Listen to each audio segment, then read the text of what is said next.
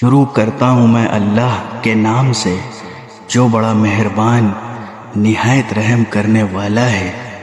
کیا تمہیں ان لوگوں کا حال معلوم نہیں ہوا جو موت سے بچنے کے لیے اپنے گھروں سے نکل آئے تھے اور وہ ہزاروں کی تعداد میں تھے؟ چنانچہ اللہ نے ان سے کہا مر جاؤ، پھر انہیں زندہ کیا۔ حقیقت یہ ہے کہ اللہ لوگوں پر بہت فضل فرمانے والا ہے، لیکن اکثر لوگ شکر ادا نہیں کرتے۔ اور اللہ کے راستے میں جنگ کرو اور یقین رکھو کہ اللہ خوب سننے والا، خوب جاننے والا ہے۔ کون ہے جو اللہ کو اچھے طریقے پر قرض دے تاکہ وہ اسے اس کے مفاد میں اتنا بڑھائے چڑھائے کہ وہ بدر جہاں زیادہ ہو جائے؟ اور اللہ ہی تنگی پیدا کرتا ہے اور وہی وسعت دیتا ہے، اور اسی کی طرف تم سب کو لوٹایا جائے گا۔ کیا تمہیں موسیٰ کے بعد بنی اسرائیل کے گروہ کے اس واقعے کا علم نہیں ہوا جب انہوں نے اپنے ایک نبی سے کہا تھا کہ ہمارا ایک بادشاہ مقرر کر دیجئے تاکہ اس کے جھنڈے تلے ہم اللہ کے راستے میں جنگ کر سکیں؟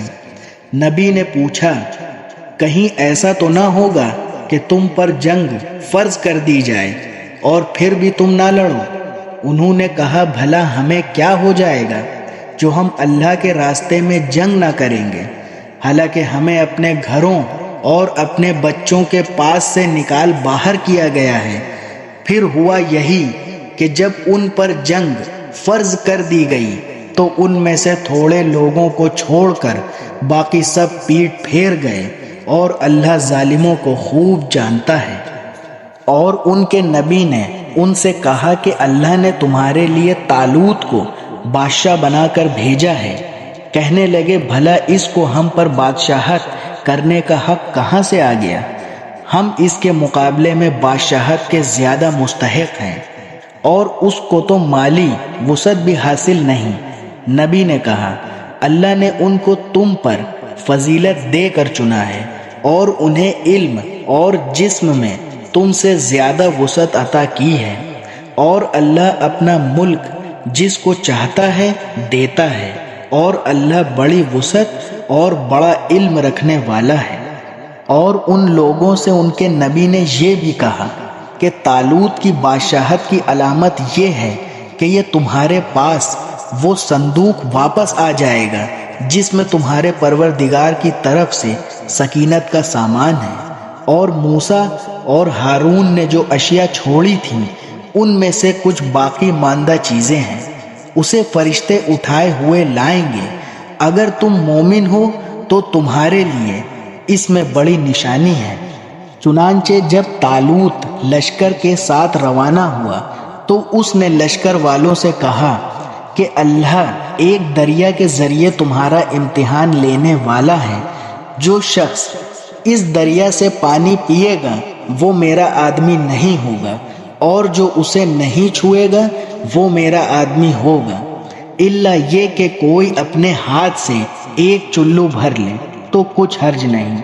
پھر ہوا یہ کہ ان میں سے تھوڑے آدمیوں کے سوا باقی سب نے اس دریا سے خوب پانی پیا۔ چنانچہ جب وہ یعنی طالوت اور اس کے ساتھ ایمان رکھنے والے دریا کے پار اترے تو یہ لوگ جنہوں نے طالوت کا حکم نہیں مانا تھا کہنے لگے کہ آج جالوت اور اس کے لشکر کا مقابلہ کرنے کی ہم میں بالکل طاقت نہیں ہے۔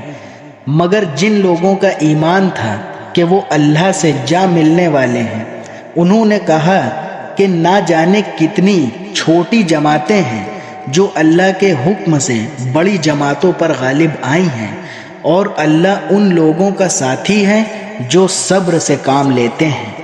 اور جب یہ لوگ جالوت اور اس کے لشکروں کے آمنے سامنے ہوئے تو انہوں نے کہا، اے ہمارے پروردگار، صبر و استقلال کی صفت ہم پر انڈیل دے، ہمیں ثابت قدمی بخش دے، اور ہمیں اس کافر قوم کے مقابلے میں فتح و نصرت عطا فرما دے۔ چنانچہ انہوں نے اللہ کے حکم سے ان جالوت کے ساتھیوں کو شکست دی، اور داؤد نے جالوت کو قتل کیا اور اللہ نے اس کو سلطنت اور دانائی عطا کی اور جو علم چاہا اس کو عطا فرمایا۔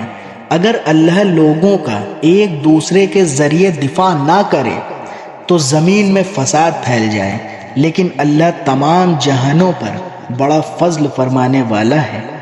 یہ اللہ کی آیات ہیں جو ہم آپ کے سامنے ٹھیک ٹھیک پڑھ کر سناتے ہیں، اور آپ بے شک ان پیغمبروں میں سے ہیں جو رسول بنا کر بھیجے گئے ہیں۔